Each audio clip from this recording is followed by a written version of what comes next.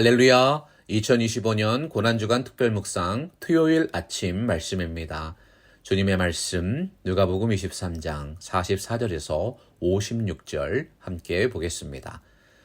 때가 제6시쯤 되어 해가 빛을 잃고 온 땅에 어둠이 임하여 제9시까지 계속하며 성소의 휘장이 한가운데가 찢어지더라. 예수께서 큰 소리로 불러 이르시되 아버지 내 영혼을 아버지 손에 부탁하나이다 하고 이 말씀을 하신 후 숨지시니라.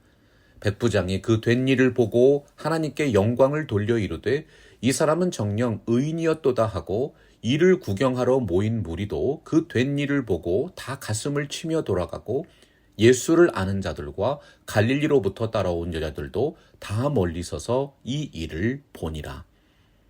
공회 의원으로 선하고 의로운 요셉이라 하는 사람이 있으니 그들의 결의와 행사에 찬성하지 아니한 자라.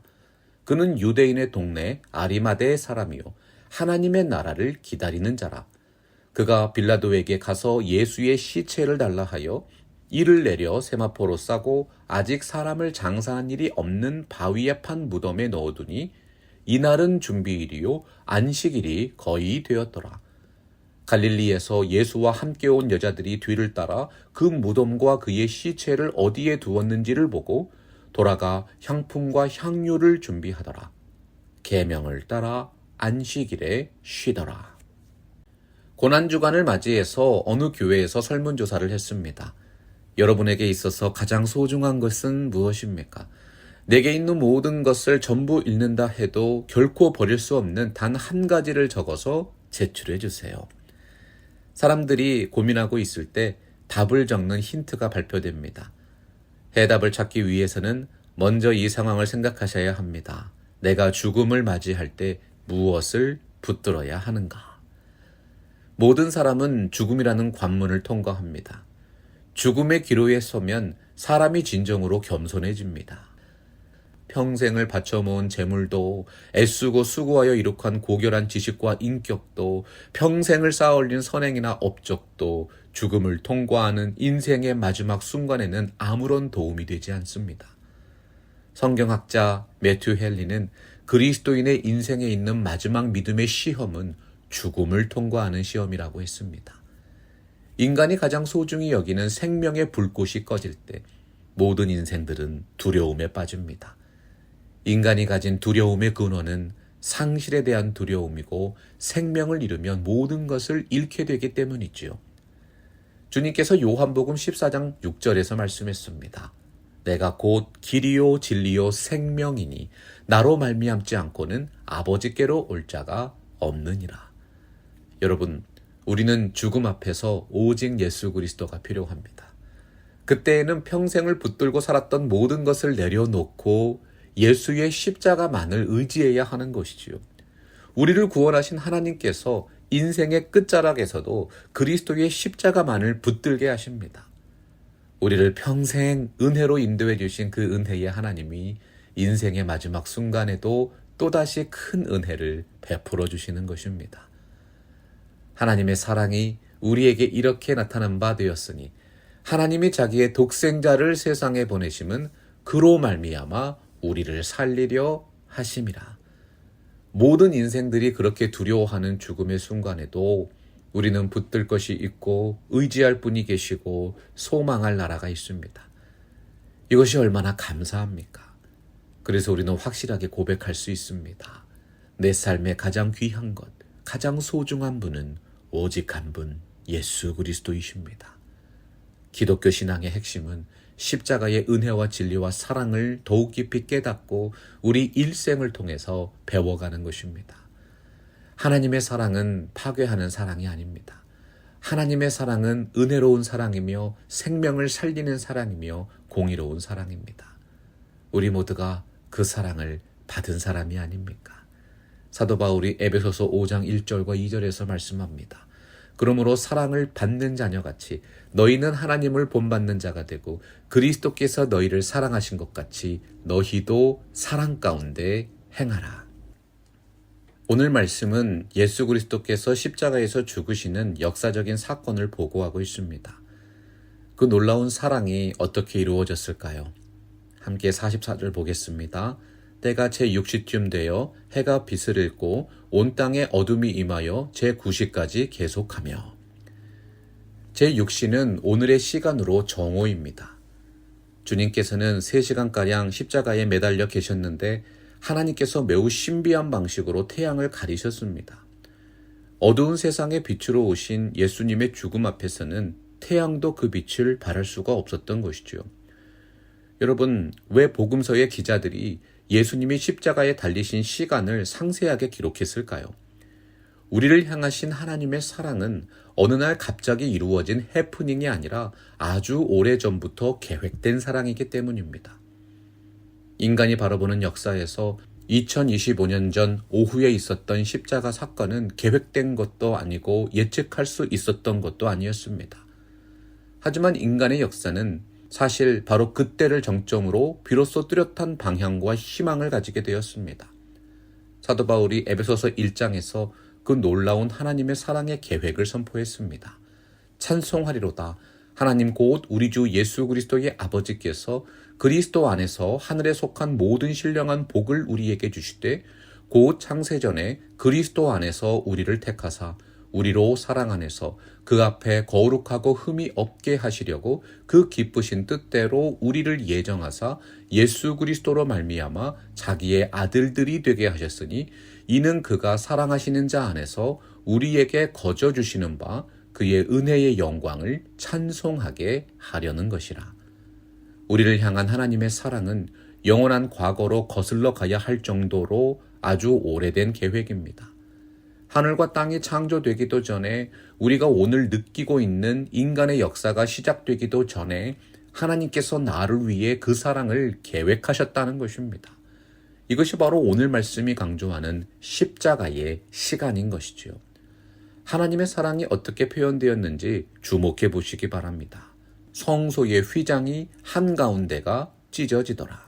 휘장은 성전 구조에서 지성소와 성소 사이를 가로지르는 것입니다. 구약시대의 거룩함은 분리와 구별을 요구했습니다.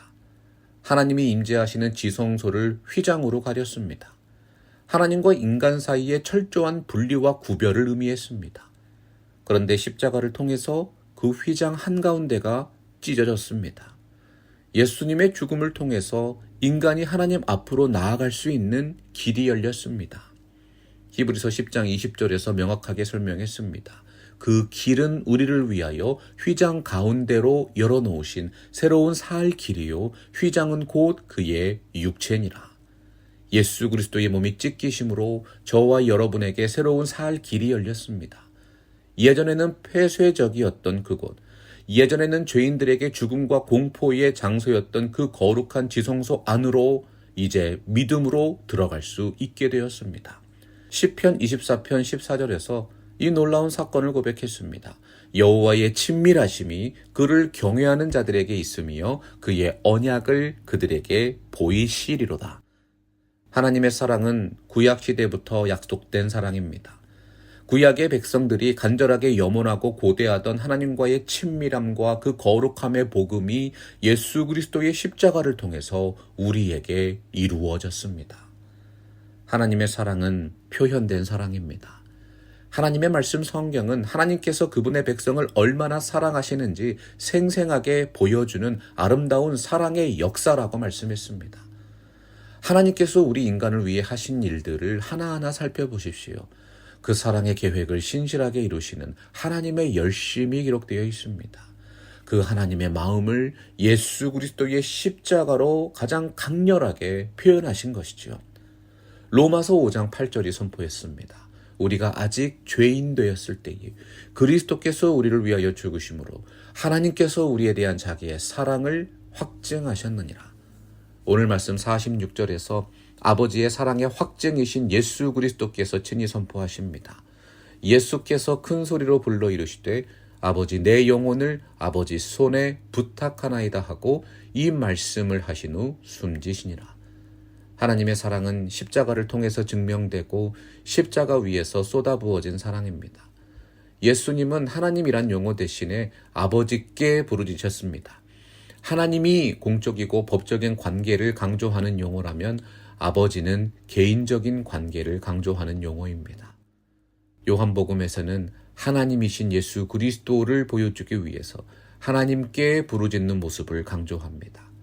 반면에 오늘 말씀 누가복음에서는 인간이신 예수 그리스도를 부각시키기 위해서 아버지께 부르짖는 모습을 강조하는 것입니다.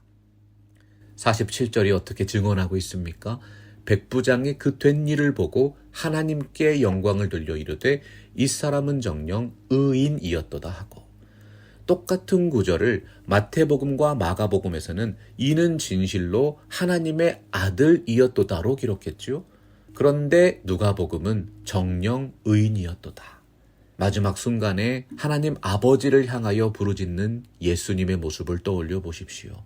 바로 그 장면이 모든 이들의 마음속에 십자가의 능력과 영광을 또렷하게 느끼도록 만들었던 것입니다.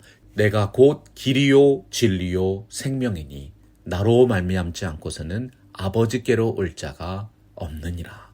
예수 그리스도가 진리이십니다. 이를 구경하러 온 무리도 그 된 일을 보고 다 가슴을 치며 돌아갔습니다. 주님의 죽음을 구경하기 위해서 모였던 무리들도 한 번쯤은 예수님의 말씀을 들었을 것입니다. 그들도 예수님께서 일으키신 기적과 이적을 경험했던 사람들이죠. 하지만 그들 중에는 예수님을 십자가에 못 박도록 주장한 사람도 있었고 그 불의한 죽음에 암묵적으로 동참했던 사람도 있었습니다. 무리들은 가슴을 치면서 자신의 행동을 후회했습니다. 하나님의 진노에 대한 두려움을 품고 집으로 돌아간 것이지요. 왜냐하면 백부장의 고백처럼 예수님은 진실로 의인이셨습니다. 2000년 전에 십자가에 못 박히신 나사렛 예수가 진실로 그리스도셨고 살아계신 하나님의 아들이셨습니다. 여러분, 우리는 주님을 바라보며 살아가되 구경꾼이 되어서는 안 됩니다. 우리는 분명히 예수님을 아는 자들이 되어야 합니다. 49절 보십시오. 예수를 아는 자들과 갈릴리로부터 따라온 여자들도 다 멀리 서서 이 일을 보니라. 그분들도 로마 군사의 위협 때문에 멀리 서서 지켜볼 수밖에 없었습니다. 하지만 그분들의 신앙은 분명 용기 있고 진실한 믿음이었습니다. 하나님을 더욱 깊이 알아가고 하나님의 사랑을 더욱 풍성하게 깨닫기 원하신다면 십자가에 못 박히신 예수 그리스도를 체험해야 합니다. 그 십자가 위에서 하나님의 사랑이 가장 풍성하게 쏟아부어졌기 때문이지요. 하나님의 그 놀라운 사랑 고백이 나의 고백과 나의 삶이 되는 것, 이것이 진정한 회심이고 변화입니다. 여러분, 확인해 보십시오. 예수님이 왜 십자가에서 죽으셔야 했습니까? 나의 죄와 나의 허물 때문입니다. 내가 그리스도와 함께 십자가에 못 박혔나니 그런즉 이제는 내가 사는 것이 아니요 오직 내 안에 그리스도께서 사시는 것이라. 이제 내가 육체 가운데 사는 것은 나를 사랑하사 나를 위하여 자기 자신을 버리신 하나님의 아들을 믿는 믿음 안에서 사는 것이라. 여러분, 내가 아니고 그리스도입니다. 내 생각이 아니라 주님의 마음입니다.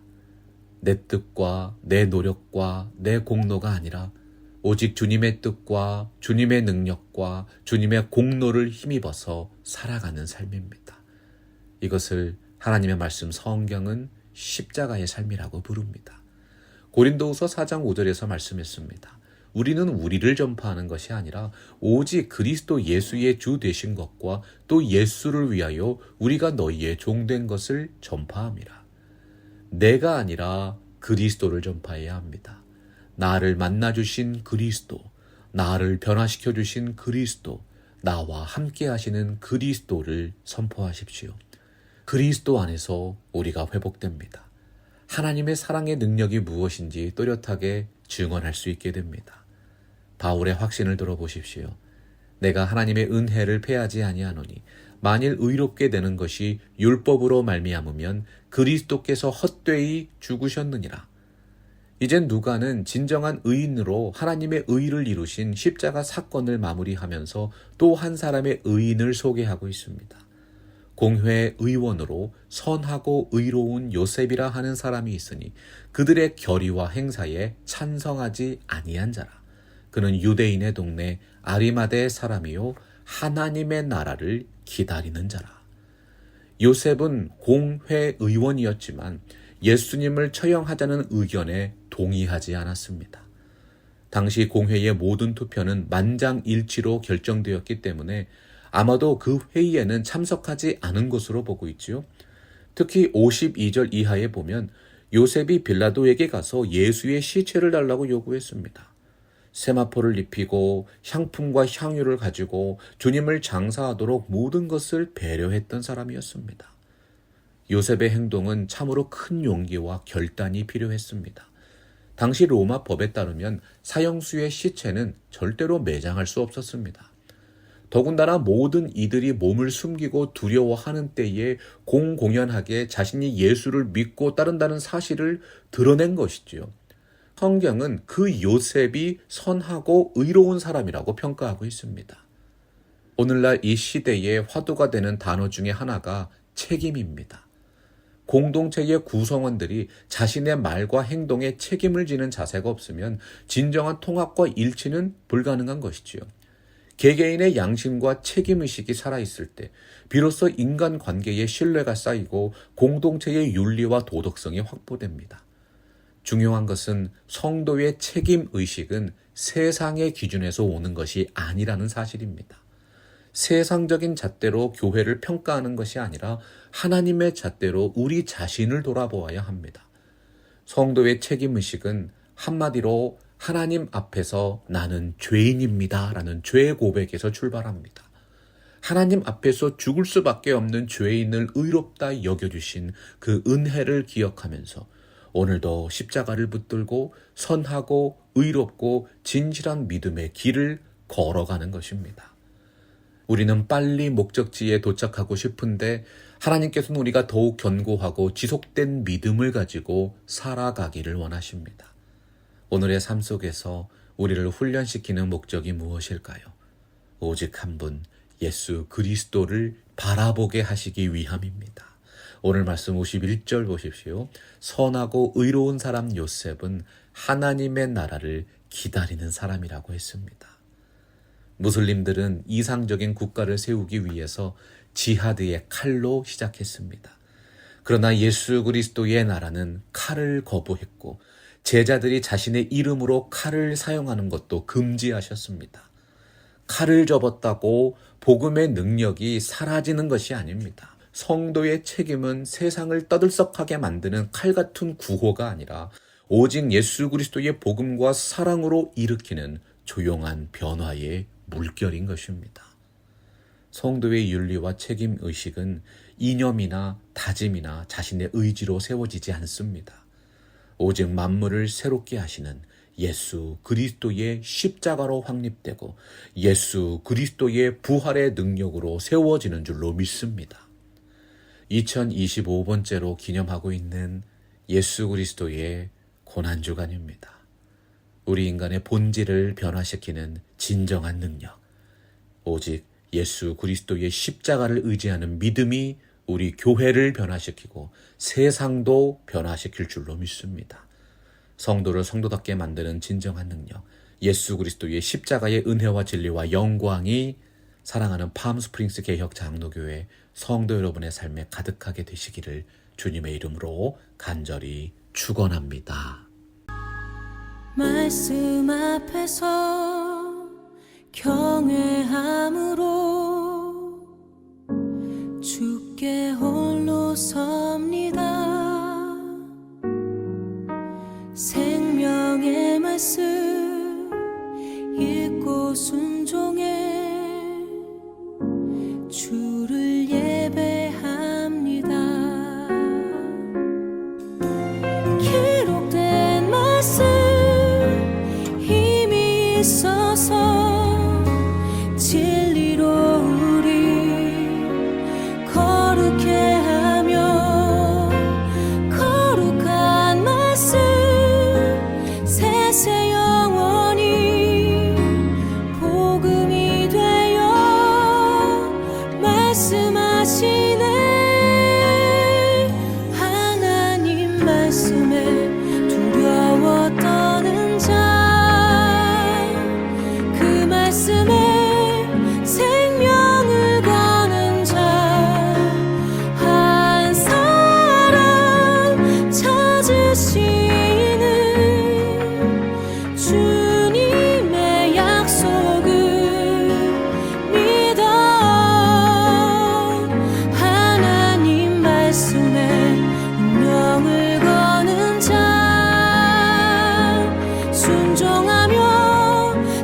따라